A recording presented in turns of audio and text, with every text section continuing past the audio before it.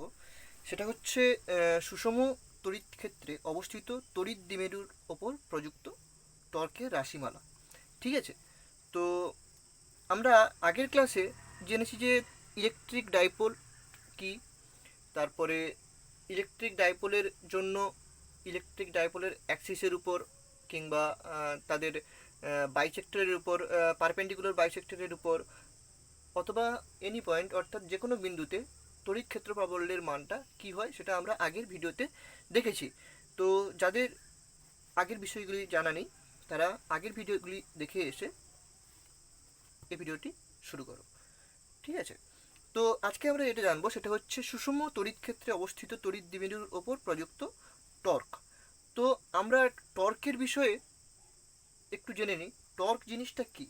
Torque জিনিসটা হচ্ছে আমরা যখন সাইকেলের প্যাটেলটা করি তখন কি হয় যে ওই প্যাটেলটিতে একটা প্যাটেলে আমরা যখন নিচের দিকে বল প্রয়োগ করি ঠিক সঙ্গে সঙ্গে ওই প্যাটেল আরেকটা প্যাটেলে উপর দিকে বল প্রযুক্ত হয়। ঠিক আছে, ধরো এইটা ধরো সাইকেলের প্যাটেল, তো সাইকেলের প্যাটেলে আমরা যখন একটা পা দিয়ে নিচে বল প্রয়োগ করছি আরেকটা পা দিয়ে কিন্তু আমরা উপরে বল প্রয়োগ করছি। ঠিক আছে, ধরো এই বিন্দুটার সাপেক্ষে প্যাটেলটা ঘুরছে, তো এই পাশে বল যদি প্রযুক্ত বল এফ হয় তো উপরের দিকেও প্রযুক্ত বল এফ হবে। ঠিক আছে, তো দিলে কি হয়, এই বল দুটোর মধ্যবর্তী দূরত্ব যদি আর হয় তাহলে আমরা বলতে পারি প্রযুক্ত, এই যে একটা নির্দিষ্ট বিন্দুকে কেন্দ্র করে দেখো বল প্রযুক্ত হচ্ছে যার ফলে প্যাটেলটা ঘুরছে, এর ফলে আমরা কি বলতে পারি যে বস্তুটার উপরে একটা টর্ক প্রযুক্ত হচ্ছে, প্যাটেলটার উপরে একটা টর্ক প্রযুক্ত হচ্ছে। সেই টর্কটা কত হয় আমরা জেনেছি 11-এ যে এফ ক্রস আর। ঠিক আছে, এফ ক্রস আর। তো এই হলো টর্ক। তো টর্ক আর বলের মধ্যে পার্থক্য কি এগুলো আমরা 11-এ সব জেনেছি যে টর্ক সাধারণত ঘূর্ণন গতির ক্ষেত্রে প্রযুক্ত যে বলটাকে সেটাকে আমরা টর্ক বলি, আর আর ফোর্স সেটা হচ্ছে রৈখিক গতির ক্ষেত্রে আমরা কোনো বস্তুর উপর যে বল প্রযুক্ত করি সেটাকেই আমরা ফোর্স বলি। ঠিক আছে, তো এটা হচ্ছে ঘূর্ণন গতি, একটা বিন্দুকে কেন্দ্র করে রোটেট হচ্ছে এটা, তো এই জন্য এর উপর যে প্রযুক্ত বলটা সেই বলটাকে আমরা টর্ক বলছি। ঠিক আছে, সেই টর্কের রাশিমালা হচ্ছে এফ ক্রস আর। ঘূর্ণন গতির ক্ষেত্রে আমরা এটাকে টর্ক বলি প্রযুক্ত বলটাকে। তো এই টর্কের হওয়ার জন্য শর্তটা কি না, এই যে দুটো বল এই দুটো বলের মান সমান হতে হবে, অর্থাৎ এফ আর এখানেও এফ। ঠিক আছে, আর এই যে প্রযুক্ত বল দুটো এটা সমান, এটা পরস্পরের সমান্তরাল এবং বিপরীতমুখী। ঠিক আছে, এটার অভিমুখ এইদিকে এটার অভিমুখ এইদিকে। আমরা প্যাটেল করার সময় যেরকম করি সেটা মনে রাখলেই আমরা সহজেই এটাকে মনে রাখতে পারবো। তো ঠিক আছে, এটা হচ্ছে টর্কের রাশিমালা। তো এবারে আজকে আমরা আমাদের বিষয়ে ঢুকে পড়ি যে সুষম তড়িৎ ক্ষেত্রে অবস্থিত তড়িৎ দ্বিমেরুর ওপর প্রযুক্ত টর্কের রাশিমালা। তো মনে করো এই স্থানে ইলেকট্রিক ফিল্ড এরকম আমি অভিমুখটা দিয়ে দিচ্ছি, ইলেকট্রিক ফিল্ড নিচ থেকে উপরের দিকে আছে। ঠিক আছে, তো ইলেকট্রিক ফিল্ড আমরা সবাই ভাববে যে আমরা এরকমভাবে কীভাবে ইলেকট্রিক ফিল্ড হয়ে গেল। ইলেকট্রিক ফিল্ডকে কিন্তু তৈরি করতে হয়, কীভাবে আমরা সমান্তরাল পাত এপাশে রেখে দেবো। আমরা জানি, পড়েছি আগের ক্লাসে যে আমরা সুষম তড়িৎ ক্ষেত্র কীভাবে তৈরি করব, সুষম যেহেতু বলেছে, তো আমরা কীভাবে তৈরি করব মনে করো না এরকম দুটো সমান্তরাল পাত রাখা আছে, তো তাদের মধ্যে ইলেকট্রিক ফিল্ড এরকম সুষম সমান্তরাল, এটা ইলেকট্রিক ফিল্ডটা এখানে বল রেখাগুলোকে দিয়ে আমরা দেখিয়েছি। তো কি হবে দেখো, একটা ইলেকট্রিক ডাইপোল ধরো আমি যদি এইরকম রেখে দিই না, ধরো এটা যদি আমি সুষম অবস্থাতেও রেখে দিই, ধরো আমি এটা সুষম অবস্থাতে এরকমভাবে রেখে দিই, এটা কখনোই সুষম অবস্থা মানে এরকমভাবে থাকতে পারবে না। ধরো এখানে এখানে ধরো আছে মাইনাস কিউ আধান আর এখানে ধরো আছে প্লাস কিউ আধান, তো তো এখানে সঙ্গে সঙ্গে কী হবে, এই প্লাস কিউ আধানের উপর এই প্লাস কিউ আধান বল প্রযুক্ত করবে যার জন্য এর উপরের দিকে, আর মাইনাস কিউ আধানের উপর এই যে প্লাস কিউ আধান এর পাতটা এই নিচের দিকে আকর্ষণ বল ক্রিয়া করবে। এখানে বিকর্ষণ বল ক্রিয়া করার জন্য তাহলে এটা উপরের দিকে উঠে যাবে, এটা উপরের দিকে উঠে যাবে, আর এখানে আকর্ষণ করার জন্য এটা নিচের দিকে নেমে আসবে। তো কিছুক্ষণ পরেই আমরা এটাকে কীভাবে দেখতে পারবো না, এইরকম হয়ে গেছে দেখতে পাবো, এই তড়িৎ দ্বিমেরু এটা বেঁকে এরকম হয়ে গেছে। ঠিক আছে, উপরের দিকে এই আধানের উপর প্লাস কিউ আধানের উপর, আর এখানে নিচের দিকে মাইনাস কিউ আধানের উপর কী হচ্ছে না বল প্রযুক্ত হচ্ছে। ঠিক আছে, তো আমরা এটাকে একটু ফ্রেশভাবে এঁকে নেবো। আমরা তাহলে বুঝলাম যে সুষম তড়িৎ ক্ষেত্রটা আমরা কীভাবে তৈরি করলাম, আর তার মাঝখানে আমরা একটা ইলেকট্রিক ডাইপোল রেখে দিয়েছি। ইলেকট্রিক ডাইপোল রেখে দিলে আমরা দেখলাম যে এটা সমান্তরালে কোনোদিন থাকতে পারবে না, এই যে দুটো পাতের সঙ্গে সমান্তরালে কোনোদিন থাকতে পারবে না, কারণ এই যে প্লাস আধানের উপর এই প্লাস আধান বল প্রযুক্ত করবে। তো সুতরাং তোমরা এখানে সঙ্গে সঙ্গে জেনে নাও যে ইলেকট্রিক ডাইপোলের অভিমুখেই কিন্তু প্লাস আধানের উপর বল প্রযুক্ত হয়, আর ইলেকট্রিক ইলেকট্রিক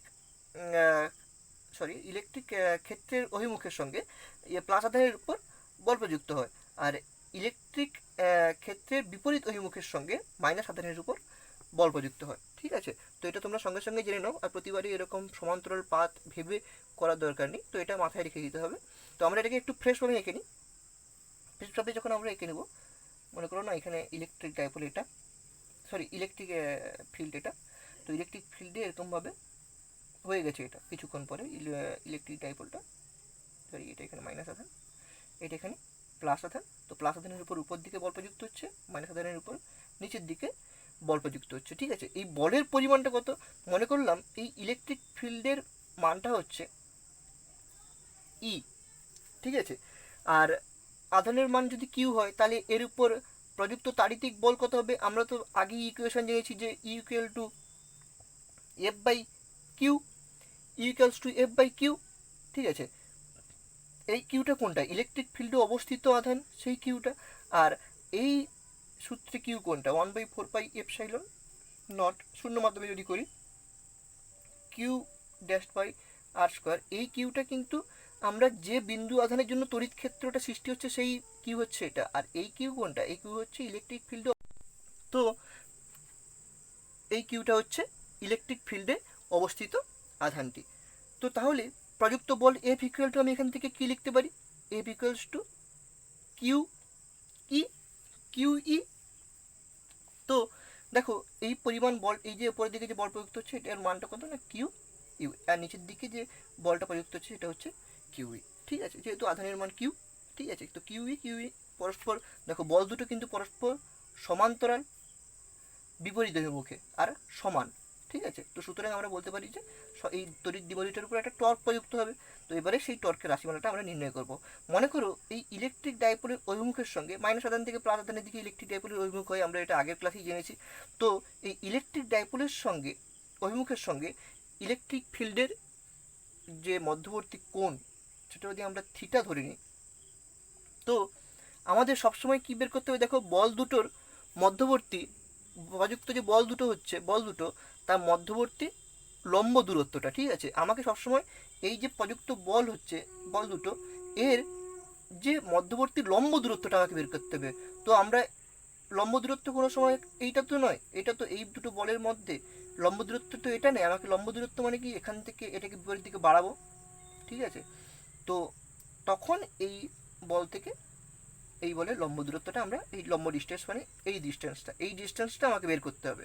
তো আমার তো এই কোণটা থিটা, এই কোণটা যদি থিটা হয় তাহলে এই কোণটার মান কত হবে থিটা, তো এই কোণটার মান যদি থিটা হয় তাহলে এই যে দৈর্ঘ্যটা, এই দৈর্ঘ্যটা কত হবে, দেখো মনে করলাম এই তড়িৎ দ্বিমেরুটার মধ্যবর্তী দূরত্ব কত, এই তড়িৎ দ্বিমেরুটার আধান দুটির মধ্যবর্তী দূরত্ব কত না 12 হলে, তো এই বাহুটার দৈর্ঘ্য কত হবে, এই বাহুটার দৈর্ঘ্য হবে, দেখো এটা একটা সমকোণী ত্রিভুজ হলে এটা অতিভুজ, তো সুতরাং এটা হবে 12 সাইন থিটা, 12 সাইন থিটা। ঠিক আছে, 12 সাইন থিটা। এবারে দেখো আমরা টর্কের রাশিমালায় তাহলে চলে আসি, প্রযুক্ত টর্কটা কত হবে, প্রযুক্ত টর্ক হলে আমরা কি জানি এফ ইন্টু মধ্যবর্তী দূরত্ব আর ইন্টু কত জানি এফ ক্রস আর। ঠিক আছে, এফ ক্রস আর যদি হয় তো আমরা সেখান থেকে কী লিখতে পারবো, দেখো যে এখান থেকে কী হচ্ছে, দেখো এফ এর মানটা হচ্ছে কিউই, আর আর এর মানটা কত হচ্ছে, আর এর মানটা হচ্ছে এখানে 12 সাইন থিটা। ঠিক আছে, আর এর মানটা হচ্ছে 12 সাইন থিটা। ঠিক আছে, তো এবারে দেখো কি হচ্ছে, যে আমরা এখানে করতে পারি কি না, আমরা আগের দিনই জেনেছি যে P equal to Q L, আমরা তো আগের দিনই জেনেছি, তো এখান থেকে আমরা যদি সাজিয়ে নিই এটাকে পিই সাইন থিটা, পিই সাইন থিটা। তো আমরা আবার পি সাইন থিটাকে দেখো আমরা তো পি ক্রস ইও লিখতে পারি। পি ক্রস ই আমরা তো ক্রস প্রোডাক্টেই জানি যে দুটো ভেক্টরকে ক্রস প্রোডাক্ট করলে তার এইটা এ আসবে, সলিউশন আসবে। তো দেখো আমরা এটাকে পি ক্রস ইও লিখতে পারি, টর্ক একটা ভেক্টর আসি, তো আমরা এটাকে ভেক্টর রূপ দ্বারাও এইভাবে চিহ্নিত করতে পারি। ঠিক আছে, তো আমরা জেনে নিলাম যে কোনো সুষম তড়িৎ ক্ষেত্রে আমরা যদি কোনো একটা ইলেকট্রিক ডাইপোলকে রাখি তাহলে তার উপর প্রযুক্ত টর্কের রাশিমালা আমরা কী পেলাম না torque equal to P cross E, মানে তড়িৎ দ্বিমেরু ভ্রামক আর ইলেকট্রিক ফিল্ডের সঙ্গে সেটা কি হচ্ছে না ক্রস গুণফল হচ্ছে। ঠিক আছে, ক্রস প্রোডাক্টটা। তো এবারে আমরা এখানে কিছু বিশেষ ক্ষেত্র দেখে নিই। বিশেষ ক্ষেত্র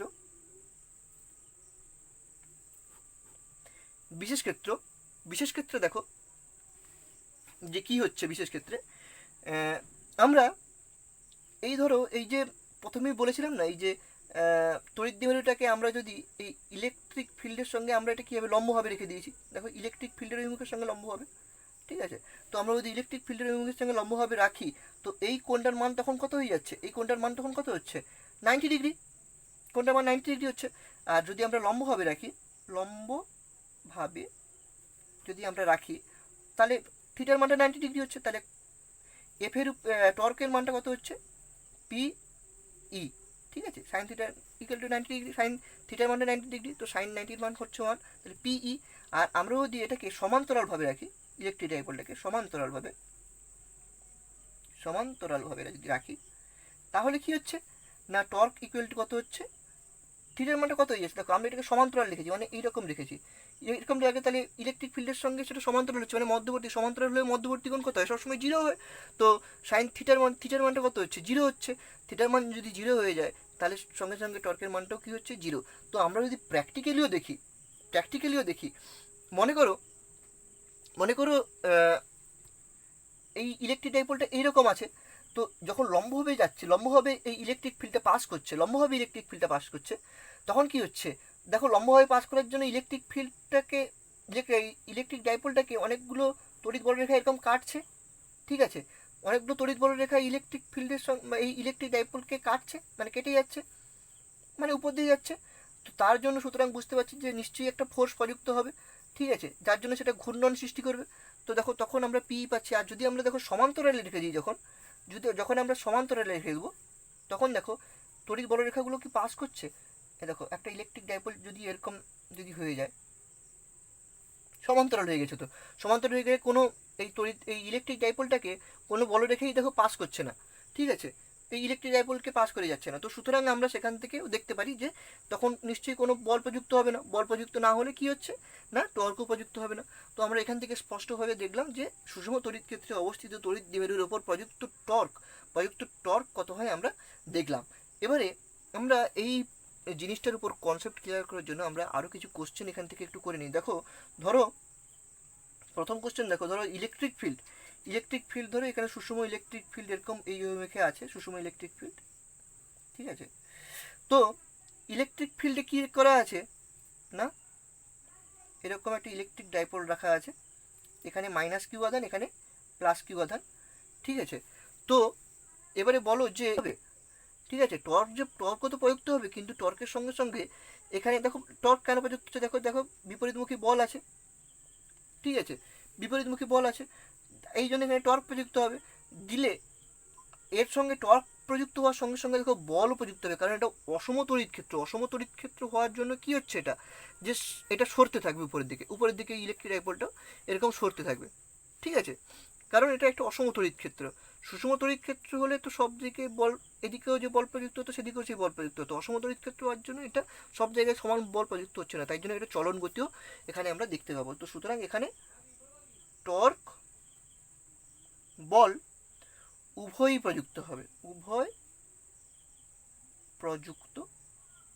হবে। এটা কোনটা, এ দুটো হচ্ছে সুষম তড়িৎ ক্ষেত্রে আর এটা হচ্ছে অসম তড়িৎ ক্ষেত্রে। ঠিক আছে, তো আমরা এই তিনটা বিষয় জানলাম। তো এই বিষয়ের উপর আমরা কিছু নিউমেরিক্যালস প্র্যাকটিস করে নেব, তো চলো দেখা যাক এখানে প্রথম যে নিউমেরিক্যালসটা আছে, তো আমরা চলে যাই সেখানে। এখানে দেখো বলেছে যে তড়িৎ দ্বিমেরুর মানটা দিয়ে দিয়েছে, তড়িৎ দ্বিমেরু ভ্রামকের মানটা দিয়ে দিয়েছে, এবং বলেছে যে একটা সুষম তড়িৎ ক্ষেত্রে রাখা আছে এটি। ঠিক আছে, একটা সুষম তড়িৎ ক্ষেত্রে এটি রাখা আছে। তো ইলেকট্রিক ক্ষেত্র বা বললো, তড়িৎ ক্ষেত্র বা বললো, এখানেও দিয়ে দিয়েছে। তো তড়িৎ দ্বিমেরুর উপর প্রযুক্ত ক্রিয়াশীল টর্ক, তো আমরা তো এটা সিম্পল সূত্রে বসেই করে দিতে পারবো যে টর্ক ইকুয়াল টু আমরা কি জানি, টর্ক ইকুয়াল টু আমরা কি জানি, তোমরা আগে প্র্যাকটিস করে নাও, তারপরে এটি দেখো। ঠিক আছে, ভিডিওটি পজ করে প্র্যাকটিস করে নাও। ঠিক আছে, টর্ক ইকুয়াল টু আমরা জানি কত না, ভেক্টর ফর্মটা এটাই তো জানি আমরা, পি ক্রস সি। তো দেখো এখানে পি ক্রস সি, এখানে দেখো এখানে 10⁻7 10⁻7, দেখো এটা তো গুণ হয়ে পরপর কেটে এটা তো 1 হয়ে গেল, এটা আমি আর বাইরে লিখবো না, বা এটা যদি লিখেও দিই, এটা 10⁻7। ঠিক আছে, এবারে দেখো, এবারে মেন ভিতরে কাজ হবে। দেখো I J K cap P ক্রসি, পির মানটা দেখো, পির মানটা প্রথমে লিখবো P1 5 1 -2, আর এটা কত হচ্ছে দেখো 1 1 1। ঠিক আছে, 1 1 1।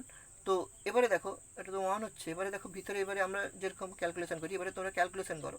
ঠিক আছে, ক্যালকুলেশন করলে এটা কত হচ্ছে আই ক্যাপ, তারপরে এটা হচ্ছে কত -2 -5 জে ক্যাপ, আর এটা হচ্ছে কত দেখো 5 -1 কে ক্যাপ। তো আমরা আরেকবার দেখে নিই, এটা 1 +2 হচ্ছে, এটা 2, এটা -2 -5 হচ্ছে, আর এটা হচ্ছে 5 -1 হচ্ছে। ঠিক আছে, ঘনত্বটা হচ্ছে ডি। ঠিক আছে, মানে একক দৈর্ঘ্যের মধ্যে যে পরিমাণ আধানটা আছে এটা তো সুষমভাবে সজ্জিত আছে না, তাই জন্য একক দৈর্ঘ্যে নিশ্চয়ই সব জায়গায় সমান আধান আছে, তাই জন্য আমরা এটাকে lambda equal to DQ by D R করে নিয়েছিলাম। তো আমরা যখন পুরোটার ক্ষেত্রে বিচার করবো তখন এটা কিউ বাই এল করবো। তো কিউ বাই এল যখন করবো তখন এটা কত হয়ে যাবে দেখো 1/4πε0, আর ল্যামডার জায়গায় এখানে কিউটা এখানে লিখলাম, আর 1/এলটা কিউ বাই এলটা এখানে লিখলাম। ঠিক আছে, আর এটা কত হচ্ছে দেখো ডিআর বাই কত হচ্ছে না আর। ঠিক আছে, ডিআর বাই কত হচ্ছে এটা না আর। এবারে দেখো, আচ্ছা সরি, এটা করার সময় আছে এখানে ইলেকট্রিক ফিল্ডটা, সরি এখানে আর স্কোয়ার হবে, আর স্কোয়ার, আমরা তো সূত্রেই জেনেছি আর স্কোয়ার হবে এটা। তো এবারে দেখো, এবারে আমার তো এই দূরত্বটা তো এখানে এক্স দিয়ে দিচ্ছে, আর পুরো দূরত্বটা আমার তো কোশ্চেনই বলে দিয়েছে এল, এর দৈর্ঘ্যটা পুরোটাই এল। ঠিক আছে, এবারে আমরা পুরোটার জন্য বের করব, কী করবো পুরোটার জন্য করার জন্য, তখন টোটাল ইলেকট্রিক ফিল্ডে যেতে হবে, তাহলে এখানে আমি দিয়ে দেবো ইন্টিগ্রেশন করে দেবো, ইন্টিগ্রেশন করে দিলে এটা কত হচ্ছে দেখো, কনস্ট্যান্ট টার্মগুলো তো বাইরে চলে এলো, 1/4πε0 কিউ বাই এল। ঠিক আছে, আর এই যে দ্বন্দ্বটা করার জন্য আমরা কী করবো, এখানে ধরো এই বিন্দুটা এটা মূল বিন্দুতে অবস্থিত, তো আমরা দণ্ডটা যখন বের করবো তখন এক্স দূরত্ব থেকে এই দূরত্বটা কত হচ্ছে, টোটাল দূরত্বটা এল প্লাস এক্স, এই টোটাল দূরত্বটা কত হচ্ছে এল প্লাস এক্স, তো এক্স দূরত্ব থেকে এল প্লাস এক্স, এই যে দূরত্বটা আমরা ইন্টিগ্রেশন মেরে দেবো, তাহলে এক্স দূরত্ব থেকে এল প্লাস এক্স ইন্টিগ্রেশন মেরে দেবো। তো এটা মেরে দিলে এটা চলে আসবে। এরপরে তো আমরা ইন্টিগ্রেশনের নিয়মে আমরা সাধারণভাবে যখন এটা করব তখন এটা ক্যালকুলেশনে চলে আসবে যে 1/4πε0 Q by X into Q by X, নিচে থাকবে এল প্লাস এক্স। তো আমরা যখন এটা ইন্টিগ্রেশন মেরে দেবো তখন ক্যালকুলেশনের ব্যাপার, এটা পুরোটা এটা ক্যালকুলেশন করলে এটা কিন্তু চলে আসবে এইটা। ঠিক আছে, তো আজ পর্যন্ত ভিডিও এখানেই। তো ভিডিওটি ভালো লাগলে তোমরা চ্যানেলটিকে সাবস্ক্রাইব করে নাও এবং ভিডিওটিতে লাইক দিয়ে দাও।